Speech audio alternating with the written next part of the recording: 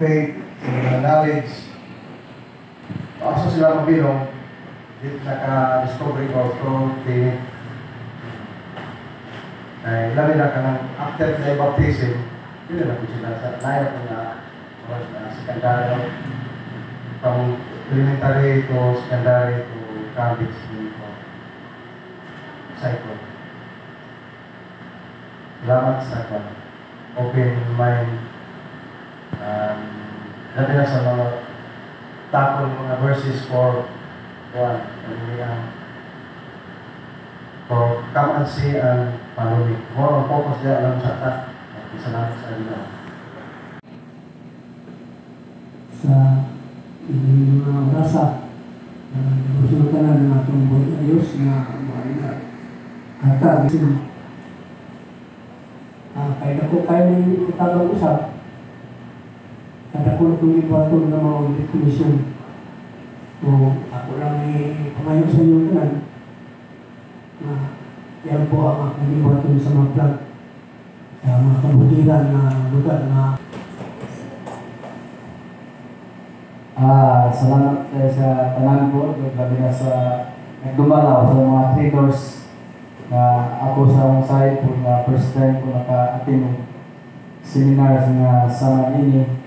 Ang ako lang concern, ako ni po hindi share ni Pastor John Luto Pagarea. Dili mo ko pastor niya mag-amot lang mag-lima kong isulo kung ako ni-apply sa church na mo. Kaya basin sila mapakuhan ba sa sistema. Gawas kong pastor ko rito o nag-leader ko. Namamagin tayo pastor pero actually hindi ka sa rin mo raw. Luwang na ba? So mag-listen sila. Amot lang ka. Ako lang isang i-try kay mag-listen ko siguro pag apply yan nga training karon sa as of now kay sawa man ako pagkuha bilang sistema kasunod. So pasalamat lang gyapon ko sa Ginoo tungod kay sa ako nga nahatagan og higayon nga maka-atinan kay Sunday kung God willing na mahuman ako ni o makapadayon ko sa akong kasi nga pag-alagad sa Ginoo tungod kay ako mga ano nga panahon na siguro nga ana oras sa pag-alagad sa Ginoo kay 51 na gugo niya murag natakas na ko sila yung layaw sa kuan. So kaya siguro may tinagawin pero salamat bitaw nga ako lang concern yun nga sa magka ang pampo sa inyo nga ma-implement niya sistema sa amo po na church. Ako ang nagpasalamat change sa kumain kay payo to this con daan ako nagkuhan hindi ko ma-interact hindi ko ma-appel kay tungod sa akong senior na ko hindi na ko maka-download sa mga programa sa church nga ni itanggal ako diha sa church sa akong kuhan pagka-leader o kay pag makapahulay na ko sa akong kuhan sa akong serbisyo sa kadugay na akong panahon una nausap ang akong mind pagkita ko dito sa Limasawa nga hindi ko anak ko nga dili na ako magpapili pero ilang ko kung yung pipili so muna nga napokus ako pag apel na lang hindi nga seminar kaya nagkuhan na ko nga dili ko magpapili kaya hindi na ako ma-apel no? Kaya magkinabuhi na lang kung privado malinaw magpaabot ka no sa kuwan sa Ginoo muna salamat ko sa Ginoo nga sa gamay nga kuwan sa lapi naka-apel ko nini nga kuwan ang ako lang ipasalamatan kay mas tinaw mas comprehensive ang atong nakatunan din sa tinit kaysa atong kulang lang to sa tinuray na implementation kanang commitment ba kanang tinuray to nga pag implement sa mga gitudlo. So siguro nili nga ato nga katunan magampo na ko Ginoo nga kining follow me group maka-develop, maka-organize ko para sa ginagmay nga kuan, contribution, mag-contribute ko din sa kuan sa simbahan. So mula na ako kuan kay ining naman tayo mga kikuan nga mga maintenance sa itong lawas. No? So di na tayo makasunod sa kuan, nag-50 kapit. Kumbaga, nasa prayer ba, nangapak ba kung sa ibuhaton. So, the tenant, paano siya ka na? Tayo pamaagi usahon. So, kabalog ka, dahil sa kong so doon na tayo kamay na idea. So, ako lang share is, I always believe in this three things. And number one is the accountability na to. And of course, there would always be return of investment kay sa pagkatinaw bisan data supported from the church. Pero gasto ba sa itong pagdaling na money for the ano. So, if dili na ito yung matagal o pagtagal, later on after this seminar, mawa rin siya, mawa. So hopefully, there will always be a return of investment na kayo. This is the first na those who have given a trust must prove themselves faithful. So muna yung mga bihan sa kanunao na pag kinihatag na sa kinasa tuwa, so hindi na ito i-allow na pag umanan yung mga seminara, what po, so the ROI, the return of investment. Ano na? Pero. Pinulungan yung mga mentor na ako, duha. Si Pastor Julius Canonoy, si Pastor Ronan. Mayantag magkaambit ko gamay kayo tayo. Salamat yung tayo kay sugod-sugod lagi ko atong isgotan ganiya kanang bahaw-bahaw group na ako. Hindi na kung kaibaw ko sa isunod pa. Ang nahita ko, mayor kayo, duha kayo nahita ko sa akong bahaw-bahaw group. Nahanaw. Ang bahaw-bahaw. While ago, we were sharing with my friend Robert. I had this program, Robert. But, I failed because I had no guidelines for this program. I told me, because now we call comprehensive program to be able to pursue our duty as a Christian. Thank you, I appreciate this. I didn't know what I was coming to on this course. So I came yesterday, I nearly left at the beginning, so I thought, no, this is not going to be right for what I perceive as the ministry that God's called me to at the moment. And I really do appreciate, just even in the 2 days that we've been here, that this kind of approach and structure would work with the older widows that I'm at the moment working with on a monthly basis. And that's exciting because it bothered me that we would just turn into a philanthropic social group which didn't have a spiritual focus. And I can see now how this approach and the come and see element will work especially well over the next 6 to 12 months and prepare them for to move into what's the next one called after that? Follow me. Follow me, yeah. So, thank you. I just ask that you would pray for our group and for wisdom as to how we can implement this and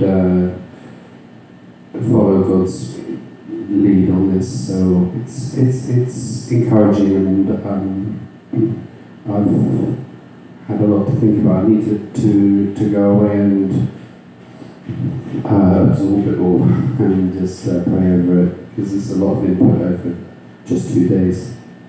It's very good. Pasalamat sa Ginoo nga niambot din ang atong mga trainers na natin katong bagong input about the discipleship na kung nakita nga very effective ni para sa pag-multiply sa atong membership kung atong yung kasing-kasing nga i-implementar. Kaya nandun pa ni Pastor Andor Huwena For evil to triumph, good men do nothing. So as good men naman na kaya we are in Christ, our identity is in Christ. We have to do something. We have to implement yung program na ako yung nakita na ipagkili yung atong buhatan. Kaya lang yun nga, hindi mababangan itang pagdaon sa mga babangitan eh. Amen. Salamat po sa Ginoo nga ang tinig ng mga biliran. Kaya bigyan na ko, hindi na mo abot ang tinig sa biliran. Kaya wala may kaapin dito sa Limasawa. Pag first, kay napulhaton din so yung napiki. So, salamat po sa Ginoo na abot ang tinig sa biliran.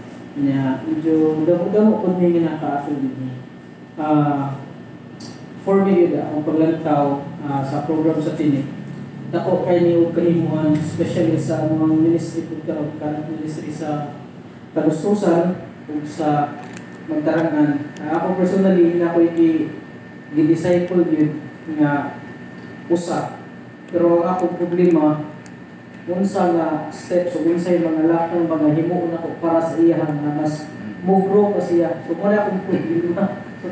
Dako ko pasalamat sa tinet nga pinaagi ni makasugod ko sa iya sa following. Hinahinay, step by step. Pinaagi sa iya. And then sa mga grupo sa nang uban sa kalususan.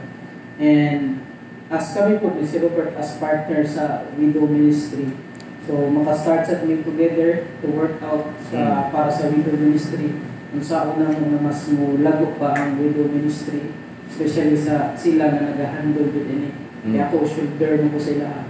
Unsay support na kung makuha kaya na ano lang. So thankful ko ni nga mahimo na ma-implement. So please pray nga ang among mga kauban sa ito na gid sila kanang open-minded sila.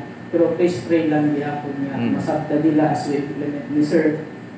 Sa mga kaubanan sa kalustusan. Kaya ako mga kaubanan, mga taga-kalustusan na pinuban na member po din sa church. And they are not part sa leadership din sa church, but they have the heart to be part sa mga ministry yun.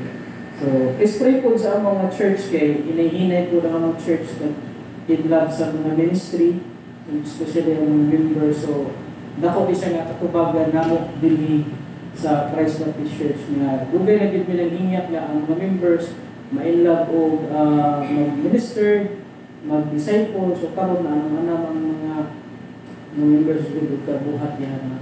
So nanay insiste na mga ministry sa Masabugso, kung nila pa sa Herna, nila ni Brad Mario sa uban pa niya nanapod may another na plano.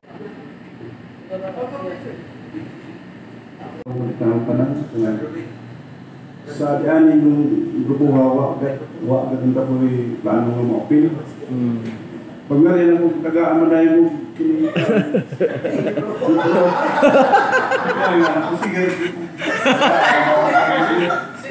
Pero tinoon lang, nakaatin na po yung nalagi dito sa Manila sa Ramon. Yung nalagi na po pag tinukod na ay, kaluhanan ay nagkaroon, ini ay sa muna naman tayo yung mga bulat po na. Pero ako mo, learn pa kaya siyempre ako bago niya. Ang base, basa rin yung mga kwan kung sa'y maayon mo para na makakabigtad ka ng talat nga nagpapangwal pa makasay o kung sa'y ka-iwasan. Mula nga ako, balapagka para po din eh.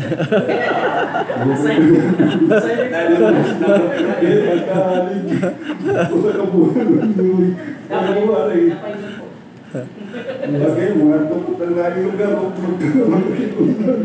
Nindot na nga istorya da. Nindot na nga istorya nga mahimo kang pastor sa mabon. Nindot na nga istorya sa mga kinabuhi. Pero ang ginawa kang masayo ko gawin sa telefano. Wala karon. Gipangaya po mo sa Ginoo ron. Kanang baba. Kanang paano sa'yo pagbigyan mo kanang kuwan ako plano.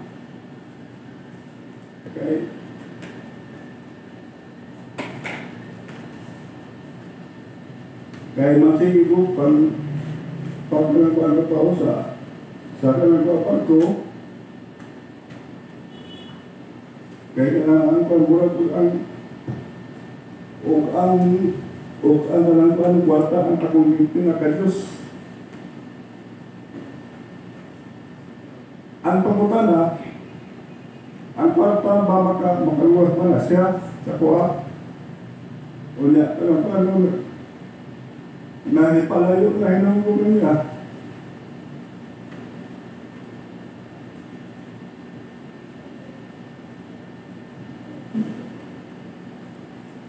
Mauna, nalagang mo nagkalang panggaro sa kuha. Tanda, mura ko mukha ng goal.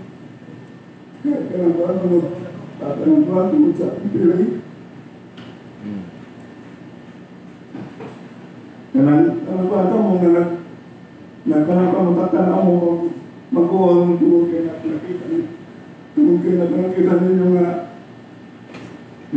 nagpatulog ko sa puluha.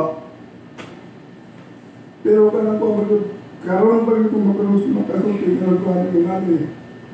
Ito mag-ira ko na kita ang kung magpadayon sa ini, mulang po rin kita bata o atong pagpangayon sa Diyos na mo na himo nini batanan. Bitaw, nag-meeting dito, nanghangin na pasalamat ko, daghan kaayo na mga seminars, atinan, gali, sa iyo nyo ka, Pastor John nga, sa during kang Ekriyon, Pastor Hernan, ang usapot ang mga palagi na inunani. So, ang ako lang pasalamat ko nga, din, dugang din pa, mahanay ang pagpangabig, di tira pataka. Sa ang ako lang masulti, salamat ko sa tanan, o hinaot nga, hindi, mapayan ba ng simbahan kay lagi matagpa sinuntaan nyo na. Niya, nangita na ito. Kung magnabaman, suko mo. Kaya dito sa tinawanan. So, siguro, nagsulti-sulti nga nga, kung sa mato sa mahaplag no, kung sa kayo na hitabo nga din. Sir, mag-dilik appeal sa limasawa, and salamat ni sa taayong youth niya, i-extend ni sa Bililan, and salamat sa mga lesson nga nakatunan taon, and same time, daghan kita na kuha ng mga output and ato ginigamiton sa ato ang mga disciple and pinagyan na also sa sige na to disciple makita din nato na multiply ta and attend to sa international coalition multiplication sa ICM ilagid gitudlo nga ang pag-church plan yun importante niya dili nato na mahimo kung dili ta maghimo og discipleship. So salamat sa Ginoo sa iyang kayo kay ang puno sa Ginoo sulti siya nga my sheep hears my voice. So kita nakadungog kita sa pulong sa Ginoo then ingon si Jesus follow me. So salamat sa kayo ug tanan nga nadinig sa mga piloto sa atong